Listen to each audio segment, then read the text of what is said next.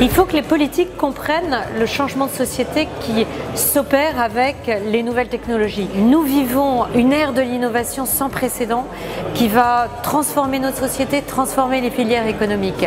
Les technologies blockchain, donc de chaîne de blocs, emportent un très fort potentiel d'innovation et que nous n'en sommes qu'au début et qu'il faut encore explorer, se poser des questions. Je ne vois pas la France comme un pays en retard. Je pense qu'il y a de belles synergies à créer entre des grands groupes comme IBM et des startups pour pouvoir permettre à des solutions innovantes de se déployer rapidement et en assurant la pérennité. Notre responsabilité, c'est de regarder comment ces technologies deviennent des opportunités. Nous avons une mission de tiers neutre de confiance. Je pense qu'il faut continuer cette dynamique qui est de mettre en relation grandes entreprises, législateurs et start-up, parce qu'en fait, c'est en créant des cercles vertueux comme ça qu'on va arriver à faire quelque chose. Dans la blockchain, on a une technologie dont on nous dit qu'elle permet le transfert, la transmission et l'archivage de manière sécurisée. Mais cette technologie, elle s'écrit avec un code et qui prend une forme d'un algorithme. Et cet algorithme, ce sont des chiffres. Or, la loi, ce sont des lettres. La France n'est pas en retard, absolument pas. On a un petit retard dans l'encouragement et dans la capacité d'encouragement de ce qui marche, mais on n'a absolument aucun substrat de retard fondamental, on n'a pas de retard en termes de formation et de compétences. On a tous les moyens aujourd'hui d'exercer notre souveraineté, mais sous la forme d'une souveraineté de compétences. Ce matin, on a annoncé la création du talent coin, et donc l'utilisation de la blockchain pour transformer en fait la façon de travailler dans notre propre entreprise. On annonce aujourd'hui avec Bouygues Immobilier le premier projet Smart Grid français qui est développé dans le quartier de Louvre, Confluence.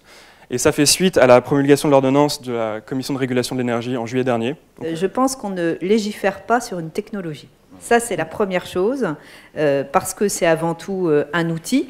La confiance autour de la blockchain se fera sur la sécurisation, évidemment. On sent bien la nécessité de revenir à des systèmes beaucoup plus horizontaux et à un Internet des gens. Je pense que la blockchain est vraiment un marqueur assez fort de ce qui est en train de se passer, d'un retour à un Internet vraiment décentralisé, vraiment distribué. Moi, je pense qu'il y a des étapes à franchir. On pourrait faire ça, par exemple, pour la procuration électorale en ligne, ce que le gouvernement refuse pour le moment. C'est quelque chose qu'on pourrait faire avec la blockchain. Oui, moi, je crois qu'au final, la blockchain pourrait répondre à la crise de confiance en faisant notamment baisser l'abstention.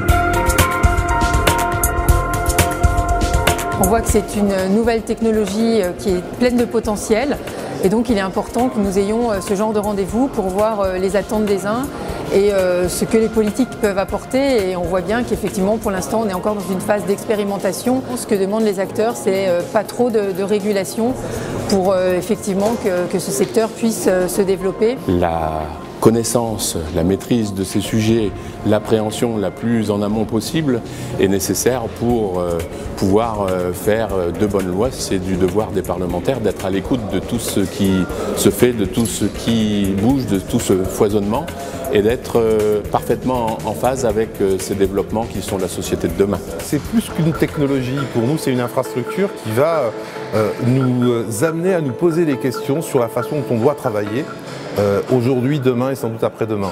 Donc faire partie de ce forum, c'était important. Moi je retiens surtout la mobilisation, et avoir un séminaire sur la blockchain avec des dizaines de personnes qui attendent à l'extérieur pour pouvoir entrer et contribuer. Je trouve ça passionnant, c'est un très bon signal. Faisons de plus en plus de forums comme ça pour justement traiter ces questions et pas les laisser enterrer et se dire que dans 2 ans, finalement, on n'a pas répondu aux questions.